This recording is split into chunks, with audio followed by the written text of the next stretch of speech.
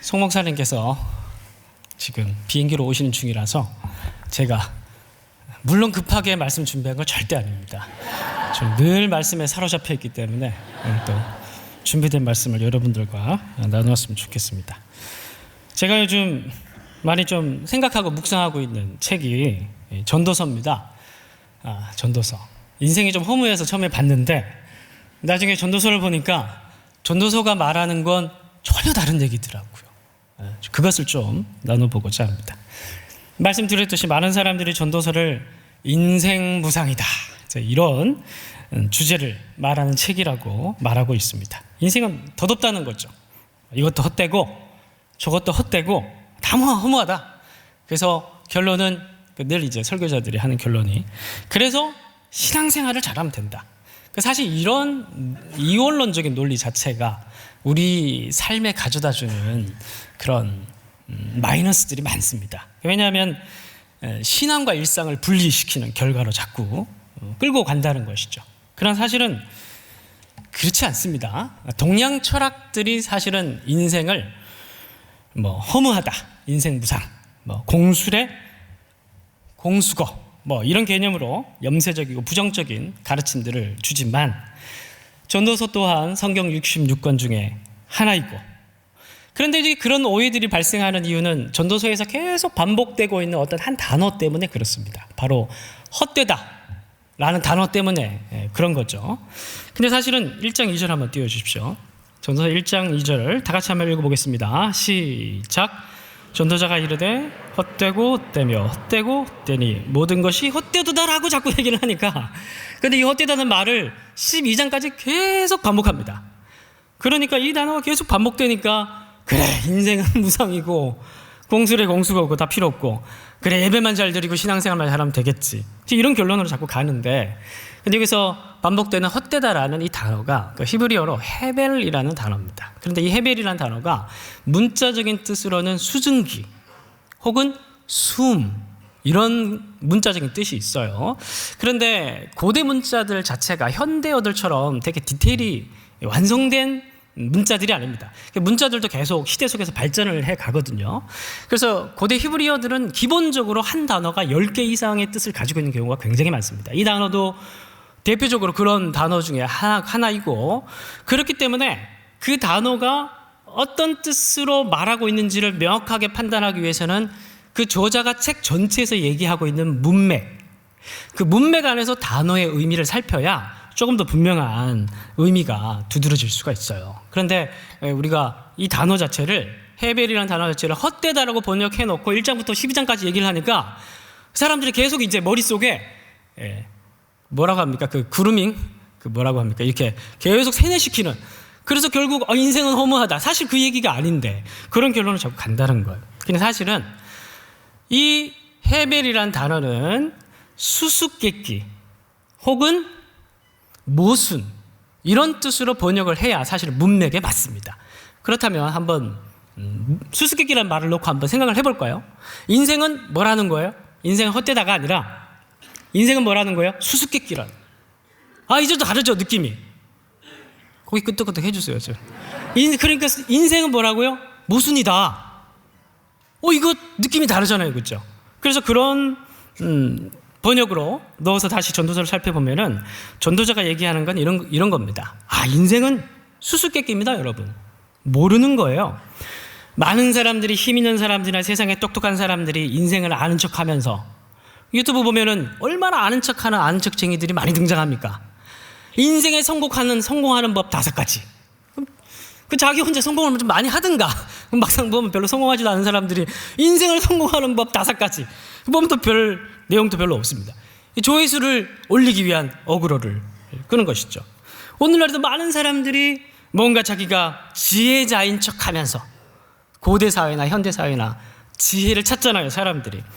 그래서 이제 그런 자신들의 그런 어떤 지혜들을 공유하고자 하는데, 전도자가 봤을 때는, 전도서에서 저자가 자기를 전도자라고 표현합니다. 전도자가 봤을 때는 아니다, 저 사람들이 저렇게 세상의 지혜자들이 아는 척하고 뭔가 확정적인 것처럼 뭔가를 인생을 규정해서 얘기를 하지만 자기가 봤을 때는 인생은 모순에 가득 차 있다는 거예요.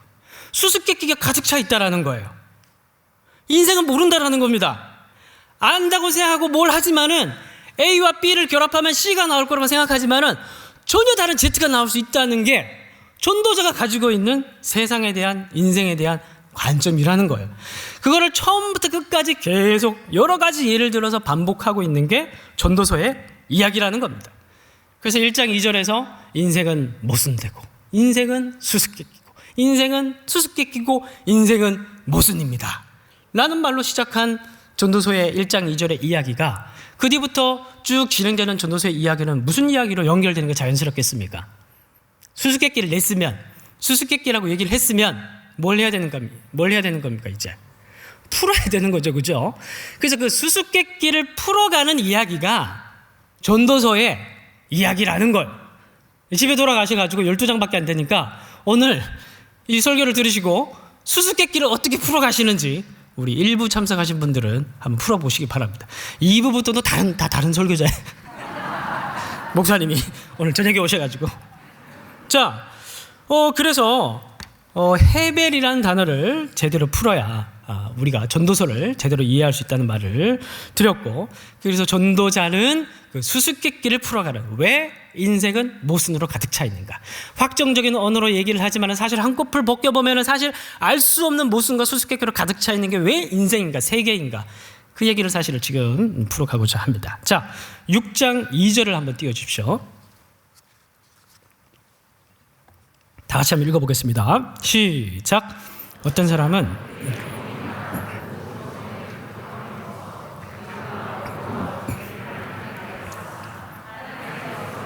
누리도록 허락하지 아니하셨다. 전도자가 봤을 때 특히 제일 먼저 돈에 대한 얘기를 하는 겁니다. 여러분들이 제일 좋아하시는, 자, 농담이에요. 하나님을 제일 좋아하시죠? 그 다음, 이 돈, 자본주의 사회에 사실 돈이라는 걸 우리가 생각하기 싫어도 주변 사람들이 너무 돈 얘기를 많이 하고, 인터넷을 가면 돈 얘기밖에 안 하고, 늘 일상 속에서 돈을 써야 하고, 오늘도 잔액이 얼마나 많이 체크를 해야 되고, 그러고 보니 또 25일이 지났네요. 네. 돈이 스쳐 지나간 날이죠. 근데 여러분, 정말 재밌는 게, 전도자가 봤을 때 뭐라고 돈에 대해서 이제 얘기를 시작하는데, 뭘 얘기를 하냐면, 자기가 이렇게 인생을 관찰해 보니까, 세상을 이렇게 들여다보니까, 사람들이 돈을 벌기 위해서 무진장 노력해요. 고대 사회나 지금이나.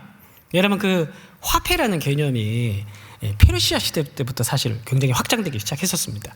그 전까지만 하더라도 이제 사람들은 뭐 동물, 가축, 그리고 토지, 노예, 이런 것들로 사실 자신의 부를 측정하고 과시를 했거든요.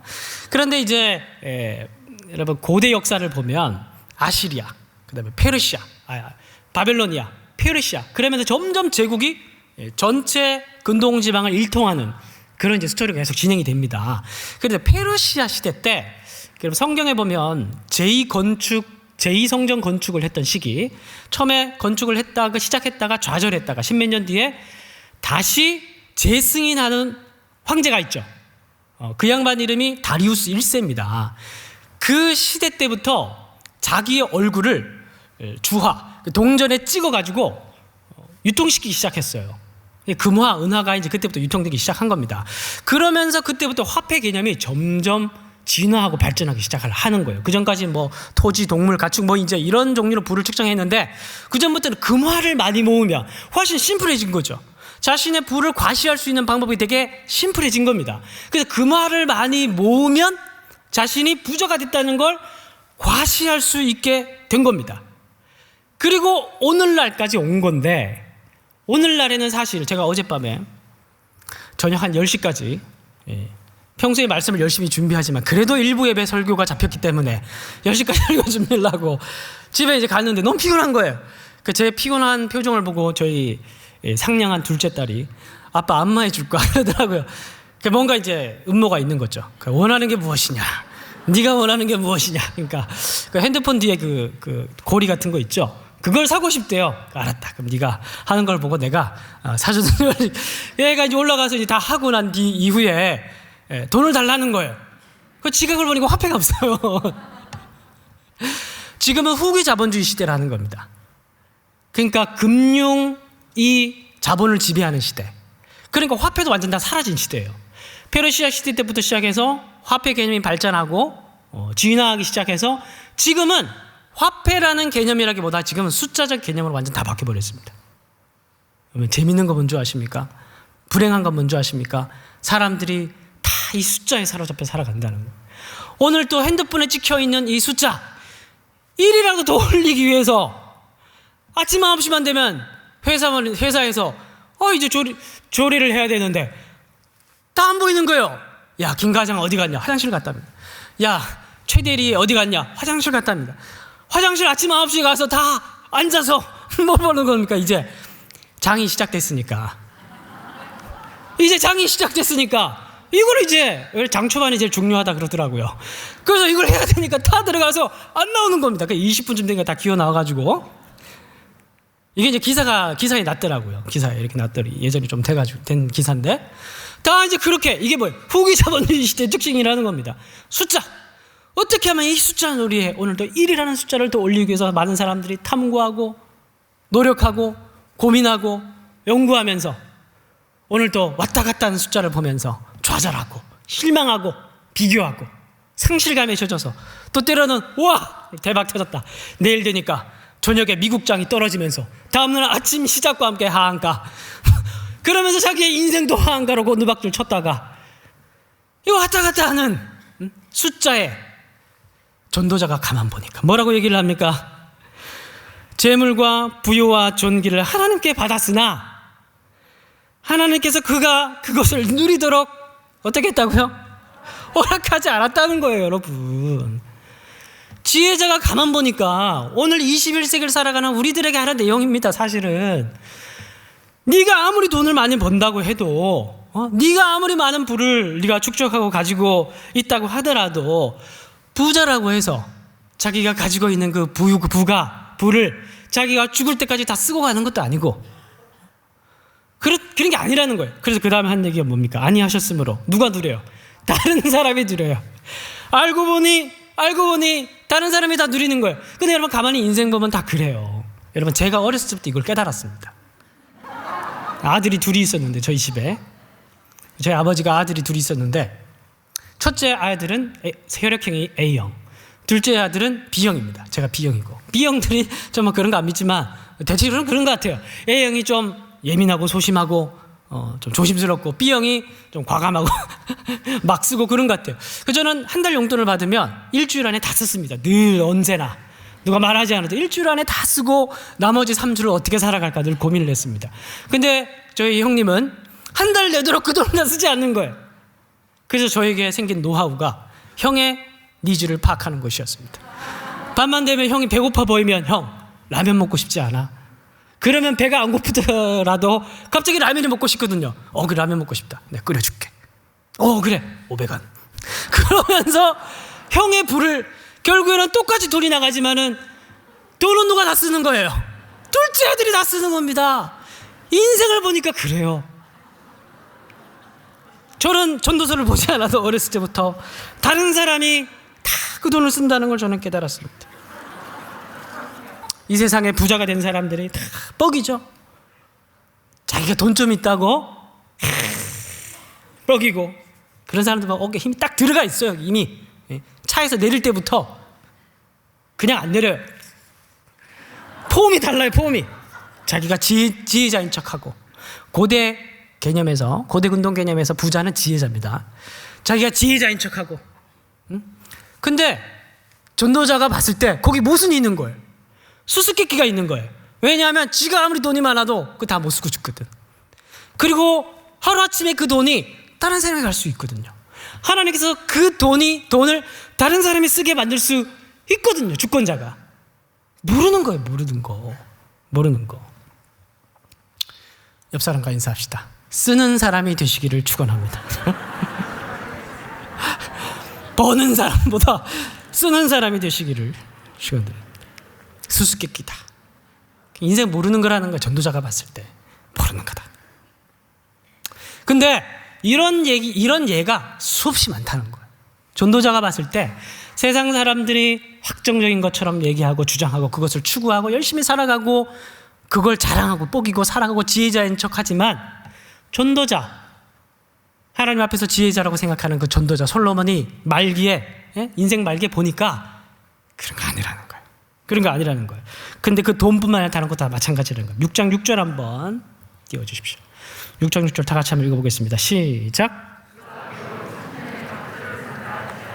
행복을 보지 못하면, 천년의 갑절은 뭐예요? 2000년.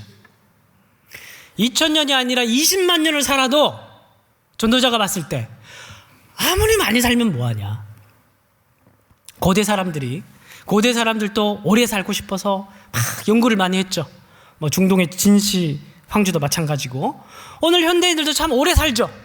그런 의학 기술들이 많이 발전을 해가지고, 저희 이제 외조모님이 제가 올 초에 2월 달에 금요 기도회 때 설교를 할 때, 저희 이제 외조모님이 100세가 넘으셨는데도 눈이 밝으셔가지고 성경을 읽으신다, 우리 권사님이 말씀을 드렸습니다. 얼마 전에 소천을 하셨습니다. 100세가 넘어갈 때까지 현대인들은 지금 사는 시대가 됐어요. 그런데 고대인들은 30살에서 길게 살면 50살. 그러니까 지금 우리는 그 사람들보다 2배 아니면 2.5배 이상을 사는 거예요. 그러면 지혜자가 오늘 우리 현대인들에게 묻습니다. 그러면 하루를 행복하게 사냐? 30년, 50년 그렇게 못 사는 고대인들보다 100년, 120년 살게 되는 이 현대인들, 이 미래의 지구인들, 고대인들보다 더 행복하게 사냐? 하루를 살더라도 주어진 일상에 감사하고 내게 맡겨진 가족들과 함께 기뻐하고 즐거워하며 하나님께 주신 것들을, 그 선물들을 누리고 자족하며 감사하는 일상일 그 하루를 사는 게 더 중요하지 않겠냐. 노년의 솔로몬이 봤을 때 그게 더 중요하다, 그게 더 의미 있다, 가치 있다, 그렇게 얘기를 하는 거예요. 아무리 등자시고 배부르게 편안한 그런 안락한 삶을 살더라도 그게 중요한 게 아니라는 거예요. 그렇게 오래오래 사는 게 중요한 게 아니라는 겁니다. 수명이 무슨 의미가 있냐, 그런 얘기를 하는 거예요. 행복하십니까? 이런 말을 들으면 왠지 억지로 행복해야 될 것 같죠? 그래, 난 행복해. 그런 게 행복이 아닙니다, 사실은. 그죠? 오늘 아침에 제가 이제 충농증이 좀 있고 비염이 좀 있습니다. 그래서 아침에 새벽 공기를 마시면서, 일부 설교를 해야 되니까 새벽 공기를 마시면서 차를 타고 오는데, 원래는 지금 한 2달 정도 여름이었기 때문에 에어컨을 켜고 늘 운전을 하죠. 주행을 하는데, 그 에어컨을 켜면 충농증 있는 사람, 비염이 있는 사람은 코가 막히고 목이 막힙니다. 이빈 쪽이 약한 사람은. 그래서 늘 답답해요. 창문을 열고 싶은데, 에어컨 바람 맞고 싶지 않고 바람을 맞고 싶은데 이게 답답하니까 이제 못 열었습니다. 에어컨을 맞고 오다가 오늘은 아침에 나오는데 날씨가 너무 밝은 거예요. 선선한 바람이 저를 반겨주는 겁니다. 아, 오늘 설교 성공할 것 같다. 그래서 차를 타고 오는데 에어컨을 켜지 않고 창문을 열고 오는 겁니다. 가을바람이 창문을 통해서 唰, 갑자기 너무 행복한 거예요. 제가 조증이 있는 게 아니고 가을바람이 너무 행복한 거예요. 그 하늘을 보니까 하늘은 어찌 그렇게 파란지. 중간에 신호등이 멈춰섰을 때 잠시 핸드폰을 꺼내서 카메라에 담고 인스타에 올려야지. 그래서 요즘 인스타 들어가 보니까 다 하늘 사진만 다 올리고 있어요. 제 인스타 친구들이 다 하늘 사진만 올리고 있어요. 근데 여러분, 이 가을 하늘, 선선한 바람, 파란 하늘, 하나님께서 모든 생명 있는 사람들에게 주시는 일반 은총이라는 사실을 아십니까? 모든 사람들에게 여러분들도 오늘 아침에 주신 선물이라는 걸 아십니까? 그 선물을 누리는 건 자족하는 사람만이 누릴 수 있다는 거예요. 오늘도 1이라는 숫자를 올리기 위해서 노심초사하면서 비교하고 열등감에 찌들어서 다른 사람과 비교하는 가운데 자신의 절대적 가치를 잃어버리고 상대적 가치만을 쫓아서 살아간 사람들에게는 그 선선한 바람이 주는 선물을 누릴 수 없다는 사실이에요. 모든 사람들에게 하나님께서 다 선물을 주셨다는 거예요. 그러나 그 선물은 보는 사람만이 누릴 수 있는 것이고, 그 선물을 알아보는 사람을 가리켜서 전도자는 지혜자다. 돈을 많이 가진 사람이 지혜자가 아니라 오늘도 이 금융시장에 뛰어들어서 어느 투자처를 찾아서 많은 돈을 짧은 시간 안에 올릴 수 있는 것을 찾는 사람이 지혜자가 아니라 선선한 바람을 주시는 하나님을 만나고 그 아름다운 파란 하늘 속에서 하나님을 경험하는 일상 속의 감사와 선물과 자족함을 누리고 기쁨을 누리는 그 사람이 지혜자다 라고 얘기하는 게 전도자가 얘기하는 지혜자라는 거예요. 그래서 최근에 봤던 기사들 중에 오은영 박사님 아시죠? 요즘 유명하시죠? 네. 오은영 박사님이 요즘 굉장히 유명하지, 많이 상담을 하시잖아요. 근데 어떤 기사를 보니까 그 오은영 박사님 그 상담 기사 밑에 많은 댓글들이 이제 달리는데, 사례들, 자기들 얘기를 막 할 거 아닙니까? 근데 그 기사들이 대부분 댓글들 무슨 내용이냐면, 그래, 결론은 뭐냐 하면, 내가 부모를 잘못 만났구나. 다 부모 탓이라고 하니까 그 기사를 보는 사람, 그 상담을 듣는 사람들의 결론은 내가 부모를 잘못 만나가지고 내가 이 모양 이 꼴이 됐구나. 내가 저렇게 나를 코칭해 줄 수 있고 카운슬링 해줄 수 있는 부모를 만났다라면 내 성격이 이렇지 않았을 텐데. 딱 결론은 뭐냐면 부모 탓이라는 거예요. 물론 이해는 합니다. 저도 가끔 그러니까. 내가 흙수저가 아니었다면, 우리 아버지가 조금 더 잘 나갔다면 내가 더 잘 나갔을 텐데. 막 그런 생각들 누구나 한 번은 합니다. 근데 여러분, 그런 생각도 하루 이틀이지. 전도자 얘기를 한번 들어봅시다. 9장 11절 제가 읽어드리겠습니다. 내가 다시 해 아래에서 보니 빠른 경주자들이라고 해서 선착하는 게 아니다. 용사들이라고 전쟁에 아무리 전투 기술이 뛰어나고 힘세고 하더라도 누구나가 다 끝에 승리하는 건 아니라는. 지혜자들이라고 해서 음식물을 얻는 게 아니라는 거예요. 명철하다고 해서 재물을 얻는 게 아니라는 거예요. 지식인들이라고 해서 은총을 입는 게 아니라는 거예요. 모른다는 거예요. 전도자가 보기에 금수저 부모 밑에 태어났다고 해서 그 인생이 금 같은 인생을 가는 게 아니라는 거예요. 탓할 문제가 아니라는 거예요. 비교의 문제가 아니라는 거예요. 모른다는 거예요. 잠시 부모 탓을 할 수도 있겠지만 그냥 접어두고, 중요한 건 뭐예요? 이제 일상으로 돌아와야 되는 거예요. 내게 주신 선물들을 기억하는 거예요. 하나님께서 내게 무엇을 주셨는지 계수를 하는 거예요. 지금 내가 가지고 있는 게 뭔지를 직관을 하는 거예요. 물론 이제 우리가 살아가다 보면 지금 또 이제 세상이 많이 좋아졌다고 하지만 아직도 카르텔이 있고, 세상에 보면 세력을 가지고 세력 속에 포함된 사람들이 조금 더 높은 지위를 얻고 잘 나가는 것처럼 보이기도 합니다만, 그런다고 해서 그 사람이 행복한 것도 아니고, 그런다고 해서 그 사람이 끝까지 잘 풀리는 것도 아니고, 그 사람이 불의한 방식으로 성공하는 게 가끔 부러워 보여도 그 불의가 부메랑이 되어서 그 사람에게 돌아와서 그 사람의 인생을 주권자가 하루아침에 바꿔버릴 수 있는 그런 것도 사실 모른다는 거예요.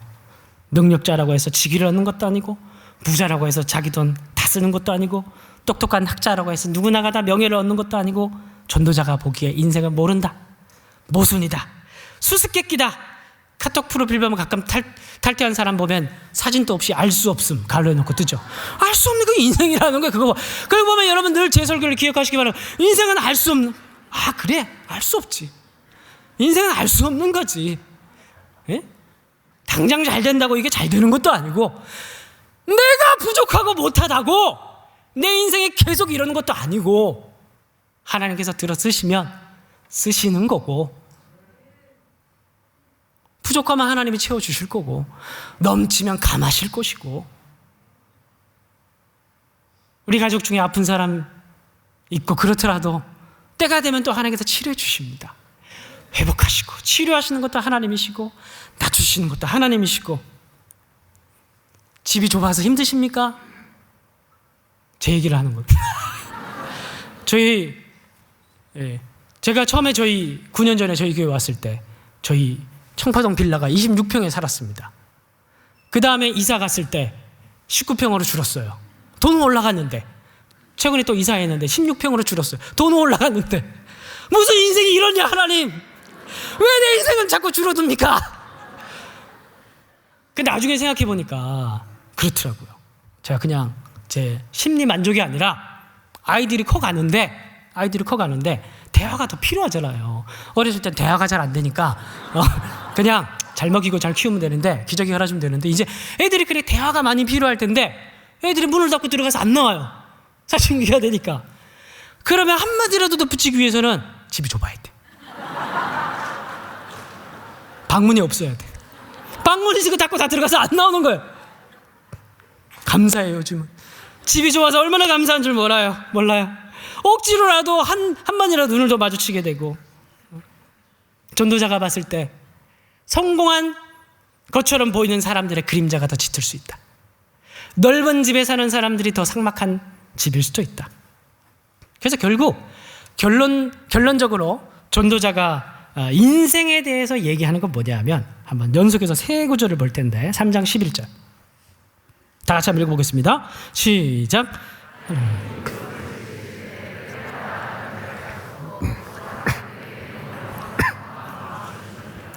그러나 하나님이 하시는 일의 시종을 사람으로 측량할 수 없게 하셨다. 7장 14절 제가 읽습니다. 형통한 날에는 기뻐하고 공고한 날에는 되돌아보아라. 이 두 가지를 하나님이 병행하게 하사 사람이 장래일, 미래일 모른다, 알지 못하게 누가 했다는 거예요? 하나님이 그렇게 하셨다는 거예요. 8장 17절 또 내가 하나님의 모든 행사를 살펴보니 해 아래에서 행하는 일들을 사람이 능히 알아낼 수 없게 하신 거예요. 사람이 아무리 해서 알아보려고 할지라도 알아야 몰라요. 능히 몰라요. 비록 지혜자가 아노라. 아이고 네가 뭘 알아요. 능히 알아내지 못하도록 누가 했다는 거예요? 주권자가 그렇게 만들었다는 겁니다. 모르도록, 미래를 모르고 미래를 예측하지 못하고 아무도 모르도록 만들어 세팅해 놓으셨다는 거예요. 여러분, 톨스토이가 쓴 책 중에 제가 저번에도 예를 들었지만 사람이 무엇으로 사는가라는 책이 있습니다. 동화가 있습니다. 톨스토이가 아마 전도서를 보고 이 동화를 쓴 것 같아요. 거기 보면 하나님께서 천사를 내쫓으시면서 잘못을 저질렀거든요. 세 가지 질문의 답을 찾아오면 다시 복귀시켜 주겠다고 얘기합니다. 거기에서 두 번째 질문이 뭐냐 하면, 사람에게 허락되지 않은 것은 무엇인가? 사람에게 허락되지 않은 건 뭘까요? 여러 가지 많은 걸 주셨죠. 동물과는 다르게 많은 걸 주셨는데 하나님께서 인간은 절대 알지 못하게 만든 한 가지가 있습니다. 그게 뭐냐 하면, 따라합시다. 미래를 아는 것. 미래를 아는 걸 모르게 만드셨어요. 그래서 젊은 신사가, 돈 많은 신사가 구두방 문을 열고 들어올 때 천사가 구두 수선을 하고 있었거든요. 들어올 때 뭐라고 얘기하냐면, 많은 돈을 주면서 영원히 해지지 않을 구두를 만들어 달라, 막 뻐기면서 만들어 달라. 그러고 나가다 마차에 치여 죽었어. 모르는 거예요. 자기는 영원히 해지지 않을 구두를 만들려고 했는데 나가다가 교통사고 나서 죽을 줄 누가 알았습니까? 그래서 천사가 두 번째 답을 깨닫습니다. 그게 뭐예요? 인간에게 허락되지 않은 건 뭐다? 미래를 아는 건 허락되지 않았어요. 그걸로 끝입니까? 전도서 이야기는 그러면 끝이 날까요? 그러면 인생 무상으로 가겠죠. 이것으로 끝이 아닙니다. 세 번째 질문은 뭐냐 하면, 그렇다면 사람은 무엇으로 사는가? 책의 제목이에요. 사람은 무엇으로 사는가? 미래를 모른다면 그러면 결론은 뭐예요? 하나님께서 왜 강제로 우리가 미래를 모르게 만드셨습니까? 왜 한 치 앞도 모르는 그런 존재로 우리를 만드셨을까요? 왜 그런 존재를 만드셨을까요? 세 번째 질문이 뭐라고요? 사람은 무엇으로 사는가? 쌍둥이의 아이를 데리고 어떤 아주머니가 구두방 안으로 들어옵니다. 근데 천사가 왜 쫓겨났냐 하면, 이 천사가 저승사자의 역할을 하는 천사였는데 쌍둥이를 낳다가 어떤 엄마가 죽었어요. 그래서 이 아이를 하늘나라로 데려가야 되는데 쌍둥이 아이를 보니까 너무너무 불쌍한 거예요. 얘를 누가 키워주나? 그러면서 데려가지 않은 거예요. 그 불순종의 죄로 쫓겨난 겁니다. 그래서 하나님께서 진실을 네가 제대로 알았으면 좋겠다, 그런 의미로 쫓아낸 거예요. 세 번째 질문에 그 진실이 담겨 있는 겁니다. 쌍둥이를 데리고 아이의 엄마가 들어왔는데 알고 보니 그 쌍둥이의 엄마도 진짜 엄마가 아니었던 거예요. 아이를 낳다가 엄마가 죽은 거예요. 그럼 그 아이를 누가 키웠냐? 옆집 아주머니가 아이를 데려다 키운 거예요. 세 번째 질문의 답을 깨닫습니다. 사람은 무엇으로 사는가? 사랑, 연민, 컴패션. 함께 고통스러워하고 함께 공감하고 사랑하는 그것으로 살아가는 존재로 하나님께서 만드셨고, 그것 때문에 미래를 알지 못하게 만들었다는 거예요. 기사를 보면은 끔찍한 일들이 많이 있지만, 그럼에도 불구하고 우리는 여전히 세상이 아름답잖아요. 여전히 세상 살만하잖아요. 여전히 행복한 것들이 곳곳에 있습니다. 우리가 그런 걸 보지 않고 직관하지 않아서 그런 것이지, 하나님께서 여전히 세상이 여전히 아름다움을 유지하고 있는 이유는, 그렇게 끔찍한 인간들이 많고 끔찍한 사건들이 많음에도 불구하고 여전히 하나님 만드신 세상이 아름다운 이유는, 하나님의 형상을 닮은 인간들 속에 하나님께서 원석같이 변하지 않는 어떤 것, 그게 바로 사랑이라는 거예요. 사랑이 있는 한 결단코 이 세상은 아름다움을 유지할 수 있다라는 겁니다. 사람은 무엇으로 사는가? 사랑이라는 거예요. 그래서 여러분, 12, 13절 오늘 말씀 3장 12, 13절 말씀으로 돌아와서 보시면, 사람들이 사는 동안에 기뻐하며 선을 행하는 것보다 더 나은 것이 없는 줄을 내가 알았고, 사람마다 먹고 마시는 것과 수고함으로 낙을 누리는, 먹고 마시는 건 뭐예요? 일상을 통해서 즐거움을 누리는 그것이 하나님의 선물인 줄 내가 알았다. 그래서 미래를 모르게 만드는 것, 그것은 인상무상으로 끌고 가는 게 아니라, 인생을 염세적으로 끌고 가는 게 아니라, 오히려 그것이 우리를 일상으로 돌아오게 만드는 거예요. 마치 새벽이 밝아오듯 지독한 여름이 끝나고 산뜻한 가을 아침이 돌아오게 만들어서 우리를 뜻모를 행복감과 뜻모를 기쁨에 즐거움에 사로잡히게 만드는 것, 행복이라는 것, 즐거움이라는 것, 선물이라는 것, 저 멀리 있는 것이 아니라 어느 날 갑자기 우리 마음속에 들어오게 만드는 것, 저 멀리 있는 게 아니라 도처에 널려 있다라는 걸. 먹고 마시는 일상, 그게 어떤 은유적 표현입니다. 도처에 널려 있는 그 일상적인 거, 우리의 일상을 하나님께서는 모든 즐거움을 누릴 수 있는 숭늉과 같은 밭으로 만들어놨는데, 우린 저 멀리 있는 금덩이를 자꾸 찾아간다는 거예요. 하나님의 선물. 9장 9절 한번 보겠습니다. 9장 9절, 이제 결론적인 이야기로 들어갑니다. 9장 9절, 내 헛된 평생의 모든 날, 곧 하나님이 해 아래서 내게 주신 모든 헛된 날에 내가 사랑하는 아내와 함께 즐겁게 살지어다, 낙을 누릴지어다.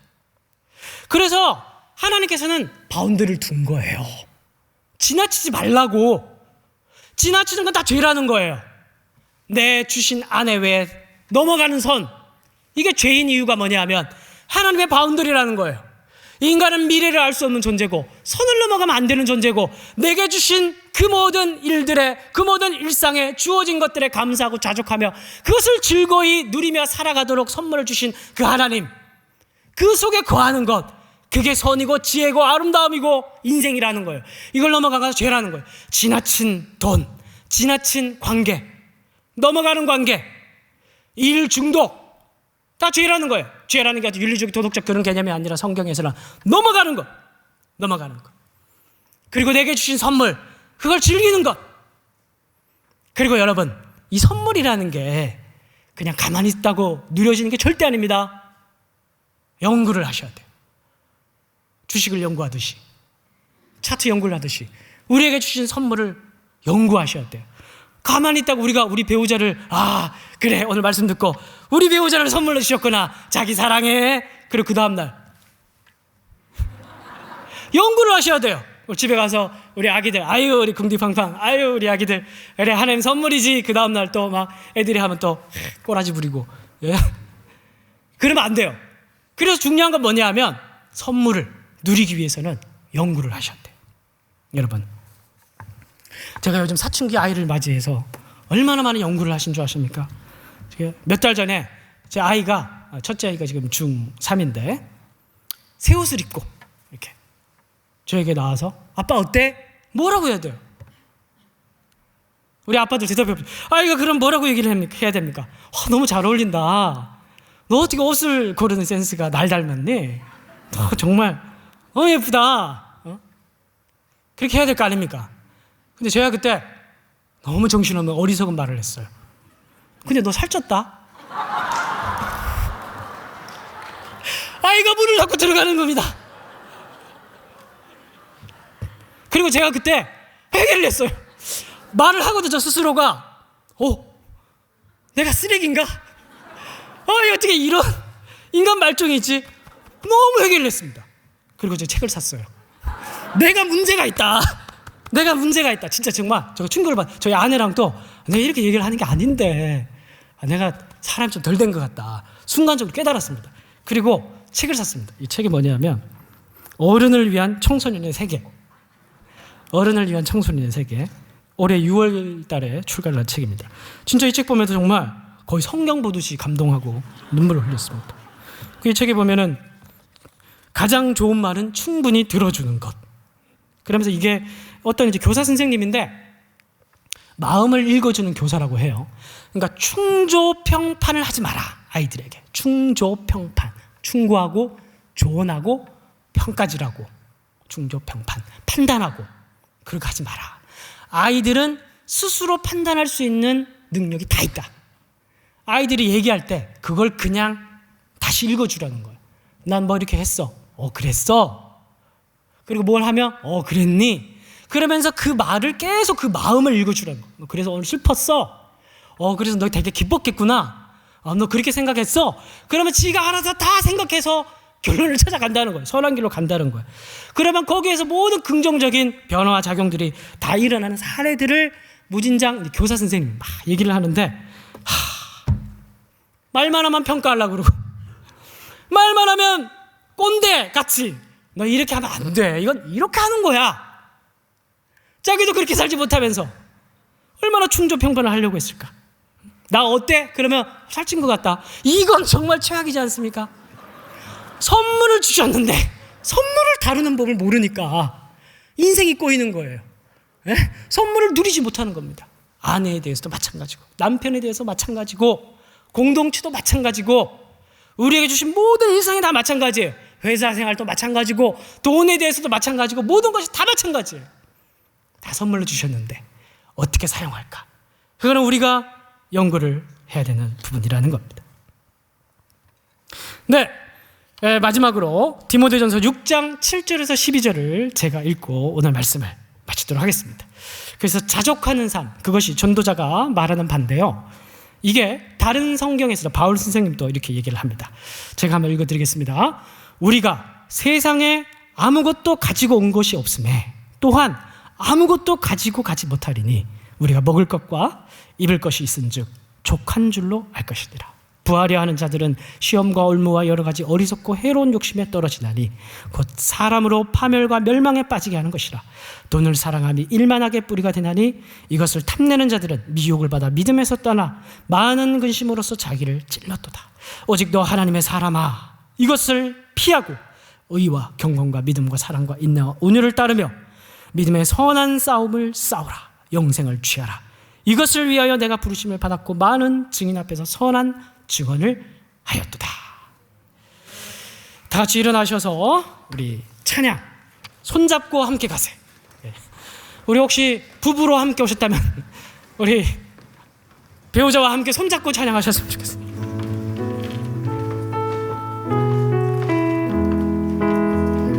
우리 걸어가는 이 길이 결코 처음 마른 길은 아니야. 수천 년 동안 온 땅 곳곳에서 주님 따른 흔적이 있으니 우리 걸어가는 이 길이 낯설고 두려워 보일지라도 삶의 무게를 뚫고 흘러들어오는 주님 부활의 생명을 봐. 우리 함께 손잡고 가세. 조금 느리고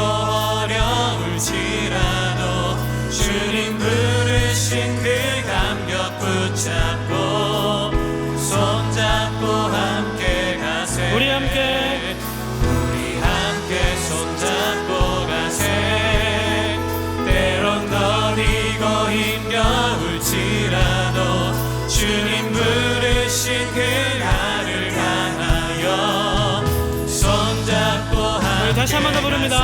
우리 걸어가는 이 길에, 우리 걸어가는 이 길이 결코 마른 길은 아니야. 수천 년 동안 온 땅 곳곳에서 주님 따른 흔적이 있으니 우리 걸어가는 이 길이 낯설고 두려워 보일지라도 삶의 무게를 들고 흘러들어오는 주님 부활의 생명을 봐.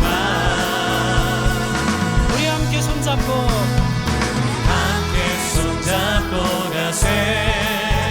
조금 느리고 어려울지라도 주님 부르신 그 감격 붙잡고 손잡고 함께 가세. 우리 함께 손잡고, 함께 손잡고 가세. 때론 더디고 힘겨울지라도 주님 부르신 그날을 향하여 손잡고 우리 함께 한 번 더, 우리 함께 손잡고, 함께 손잡고 조금 가세. 느리고 어려울지라도 조금 느리고 어려울지라도 주님 부르신 그 감격 붙잡고 손잡고 함께 우리 함께 손잡고 가세. 함께 손잡고 가세. 때론 더디고 힘겨울지라도 주님 부르신 그날을 향하여 손잡고 함께 가세. 우리에게 많은 선물을 주신 하나님께 영광의 박수 올려드리겠습니다. 제가 기도하겠습니다. 하나님, 역사의 주관자 되시고 인생의 심판자 되시고 모든 역사의 주권자 되신 하나님, 당신 손에 우리의 모든 인생과 세계의 역사가 달려있고 들려있음을 이 시간 고백합니다. 하나님, 우리가 하나님께서 그 위대하신 하나님께서 우리를 얼마나 사랑하시고 또 그 사랑하시는 하나님께서 우리가 얼마나 많은 선물들을 우리 인생 가운데 가득 주셨는지 우리가 말씀을 통해서 알게 되었고 배우게 되었습니다. 어리석은 자 되지 않고 지혜 있는 자처럼 살도록 인도하여 주옵소서. 오늘도 세상 사람들이 목매는 숫자들에 우리의 영혼을 팔지 않도록 마음을 붙들어 주시고 우리에게 주신 가족, 우리에게 주신 교회, 우리에게 주신 복음, 우리에게 주신 아름다운 일상, 이것들을 날마다 누리며 그리스도 안에서 즐거움을, 날마다 행복감을 누리며 살아가는 우리들 될 수 있도록 도와 주옵소서.